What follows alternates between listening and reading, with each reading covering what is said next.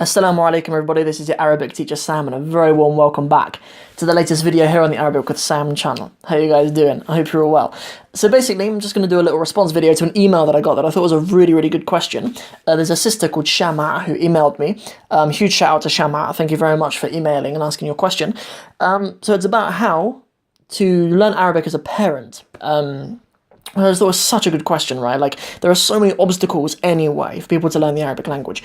And, the reason why I thought it was so interesting is because Arabic demands such consistency, right? Arabic demands real consistency, real long-term commitment, and real stability, actually. And learning anything, actually, especially languages and especially Arabic, requires you to kind of put in some consistency. But parenting is the most unpredictable and not a non-consistent thing that you can inconsistent thing you can possibly have, right? Like, your children don't look at your schedule, right? Children don't care about your schedule and the morning routine you'd like to have, and like all of the stuff you'd like to achieve. Yeah, like all parents have this idea they would like for their whole life to wake up at a certain time, do some yoga or whatever before their kids wake up and all this, right? But obviously it's completely different.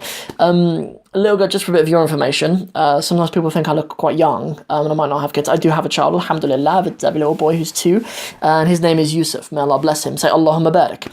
So, some advice, okay? I'm going to give you guys some advices, inshallah. I'm going to give you 5 tips. We're going to have some written down, inshallah. So, let me have a look at my laptop. So, first one, okay, we'll talk through them together, inshallah. So, the solution. Obviously, it depends a little bit on the age of the kids, right? Like, your struggles are difficult if you have a newborn to if you have a 7-year-old or an 8-year-old, right? And then obviously it's different if you're home educating. Like, I have a lot of students who are home educated, and then it's difficult if your kids actually go out to school, right? Like that gives you a bit more of an opportunity than what home educating parents would. To be honest, for home educating parents, I don't know when you ever get downtime, right? Like, as a parent, it's so important for you to have your downtime. Like, for you just to clear your head, okay? Recently, when my wife went to Somalia for like the whole of Ramadan, and I was looking after my son for like 2 or 3 weeks of that whole time by myself, and never appreciated how my wife probably never gets much downtime at all. So you need some downtime.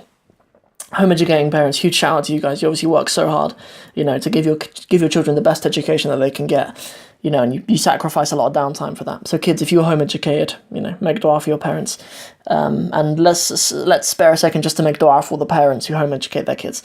May Allah bless them, forgive them of their shortcomings. Ameen. So, firstly, I put down that you should have realistic goals. Like, this is important just for any student, but be realistic. Like, at the end of the day, if you're having to take 2 kids to football practice and you're having to come home and then you're newborn, you're having to prepare all of these meals, you're having to change 12 nappies a day for a newborn, you're having to make milk all the time, and your husband might be out at work all the time if you're a sister, or like whatever, right? Like, you might have all of these commitments, so be realistic. Yeah, you can't set yourself the same expectations that a single brother who's full-time at university studying. Yeah, so like myself, I have an Arabic language degree, so I spent like a whole 4 years that being my full-time thing, and I wasn't married either, so I just had that, so it wouldn't make sense for you to have the same goals as that.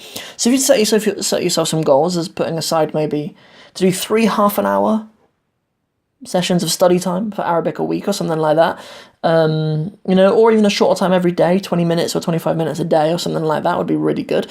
And then, give yourself a week off here and there, or give yourself a few days off here and there, and expect your progress to be bumpy. Yeah, like that is just part of the process of learning Arabic. So set realistic goals, right? Take a bit of time to look at your life and what your actual commitments are and be real with yourself. That's really important. So if you get a setback, get straight back up afterwards, right? Like, the one rule, I think I made a video about this before, like, but the one thing that all Arabic students that I've ever mentored and taught myself, and all successful Arabic students that I've ever seen, they've got this in common, is that if they have a setback, they need to take out a week or take out a month, they get straight back to it. They can bounce back from these setbacks, and that they actually stick to it long term as well. But part of doing it long term is that you're prepared to come back from setbacks. Yeah, I've talked a little bit before about not being ashamed to be a beginner again.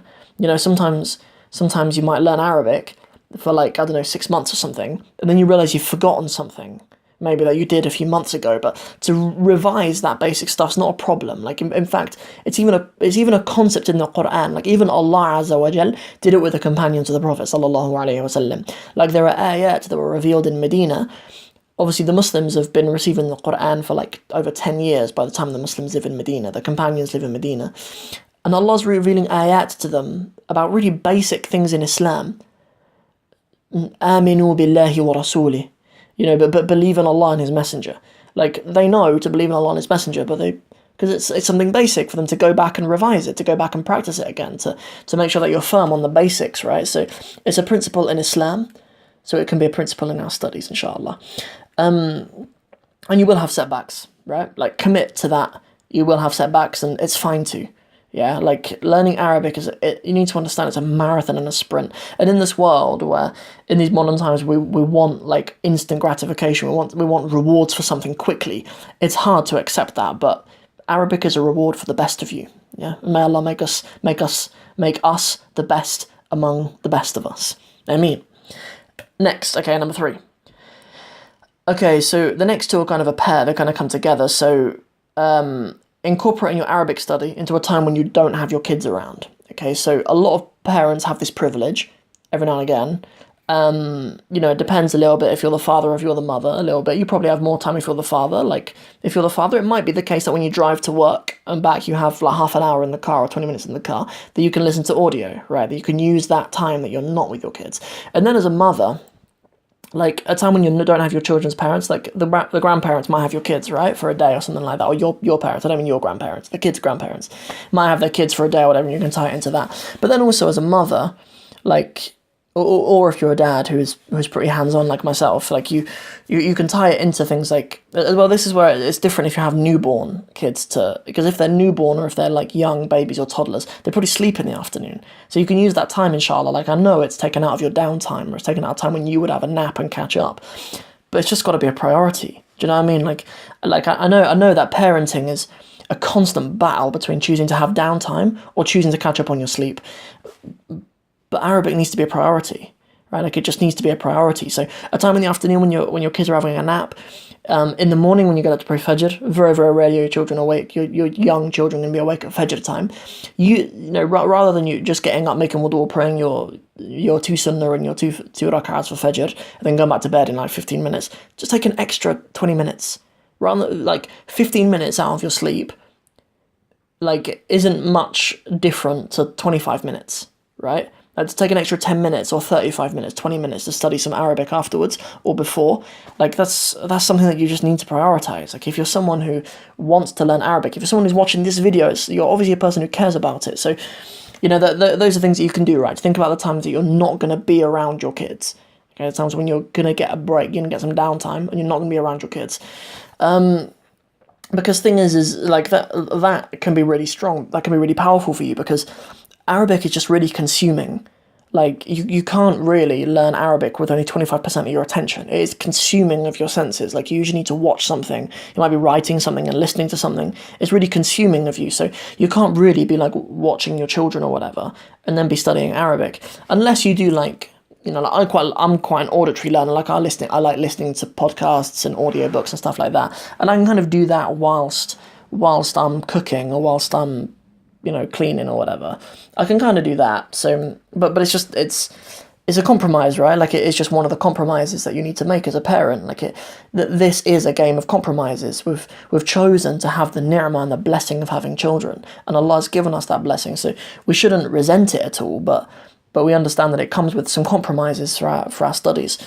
So, that's a little bit about when you don't have your kids around. But there are ways to study Arabic when you do have your kids around, right? So I kind of mentioned that actually building it into your routine with your kids, because, even though at the beginning I kind of said, like, having children is really unpredictable and it's almost chaotic in a way, like, and it is for a lot of it. But also, like, when your children are young, it's important to implement a routine. Like, I've sort of noticed generally among families from Muslim majority backgrounds, like, our South Asian brothers and sisters, Bangladeshis, Indian, Pakistanis, and even like my in-laws, Somalis and stuff, they have less kind of focus on routine. Like, generally families are bigger and stuff, so you have different stuff going on with different siblings and things like that, and sometimes not obviously not always. I always have to kind of put a disclaimer that I'm not generalizing about everyone, but it's just a general trend that I've noticed. That like sometimes immigrant families obviously come to the UK or come to Sweden or to Germany or the US or Canada or whatever. Like, especially if they're like first generation, they might have like a smaller place where they live, and they might have bigger families in a smaller place. And it's harder to have a routine and to have your own like personal time to actually focus on something. But so actually, rather than trying to get your time alone, to build it into your routine, might be something that works better for you. So if you can, for example, if you build it into your routine, you might want to try to study together, right? Like a lot of the parents who I work with, who are home educators, like I write the Arabic curriculums for them and stuff, like a lot of them learn Arabic along with their children. Like they follow their children's curriculum. So they're doing something really good by empowering their children with the Arabic language, but then they're also learning it along with them. And then they can also be really useful for their homework and stuff too, to support their children with their homework. So actually incorporate it into your time with your children. That's really powerful as well. So so that's obviously one thing you can do, actually incorporate it so you're actually studying with your children. But then, there are ways to find study time even when your children are around. But I suppose it's just when they're busy with other things. And as I said, it's compromise, right? Like, whereas in an ideal study environment, learning languages would be completely immersive. Yeah, like you would be able to immerse, your listening and your what you're observing, what you're seeing, and your other senses. You'd be able to be writing in other languages, but you just need to compromise some of that. Do you know what I mean? Like, we only have a certain amount of time. We have to maybe compromise some of that, inshallah.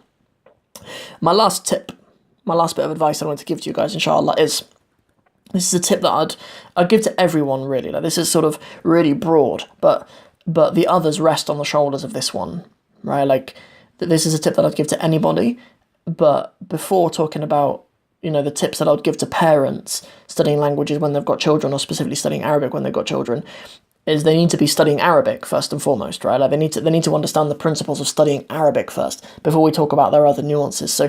So this tip is commit to it long term. Like, I'm in quite a lot of like, Arabic Facebook groups, like people who want to learn Arabic. 99% of those comments are people saying, I want to learn Arabic. How do I learn it cheap, quick, and easy? And I look at them and I think these people will never ever learn Arabic. Judging on my experience, Allah knows best if Allah will reward them with the Arabic language, but like, looking at these people from my experience, it doesn't tell me that these are people who will ever grasp Arabic. It doesn't look like commitment, and Arabic demands it. Like, Arabic demands that commitment from you. So commit to a program, complete it. Commit and complete it, and complete that program, even if you get to halfway through it and you think, I'm not moving quite as quickly as I'd like to, or whatever. Complete it. Like, if you work through the Gateway to Arabic books, if you work through the Medina book series, if inshallah, when my curriculum's up, if you work through my curriculum as well, obviously I'd love for you guys to come on board my curriculum, inshallah, so I can take care of you. But like, invest in it so you're committed to it, and you're going to complete it and do it long term. Because it's not really something that you should just pick up and then not be an Arabic student anymore and then be an Arabic student anymore. No, starting from now, you are an Arabic student and it's part of your lifestyle now. And, and even if sometimes you come further away from that in your lifestyle, you'll come back to it. You'll do it more at other times and you'll compensate for that time, inshallah. So, complete a full curriculum, prioritize and commit to it. Because it's serious business, right? It's serious business. But the reason why it is because it's worth it. Like most Muslims who I meet say that it's been like a lifelong objective for them to learn the Arabic language. Well, has it? If it was a lifelong objective, like you say it is, or then you'd be brilliant at it by now. I mean, by the looks of your life, to be the master of eating curry has been your life objective. Do you know what I mean? Like, you look at the behaviour of people. We need to make sure, like, my advice to you is just make sure that your actions are reflecting that, inshallah. So commit, be serious, prioritize it, take it seriously, be as consistent as you can, inshallah. You know, and obviously always ask Allah Azza wa Jalla to keep you steadfast and keep you committed to it and keep you focused. So we'll end with that. You know, we end by asking Allah Azza wa Jalla to give us all barakah and blessings in our journey to mastering the Arabic language. We ask that Allah increase us in knowledge. We ask that Allah increase us in beneficial knowledge specifically. You know, we ask that Allah Azza wa Jal gives us the strength to come back to studying the Arabic language, even if we have a bit of time where it's difficult for us. So we'll end on that, inshallah. If you have any other questions, please get in touch with me. Email me, arabicwithsam@gmail.com. And I really, really look forward to hearing from you guys. If you enjoyed this video, and I really hope you did, please don't forget to like and share it, and don't forget to subscribe to the channel. I'll catch you guys in the next video. Assalamu alaikum wa rahmatullahi wa barakatuhu.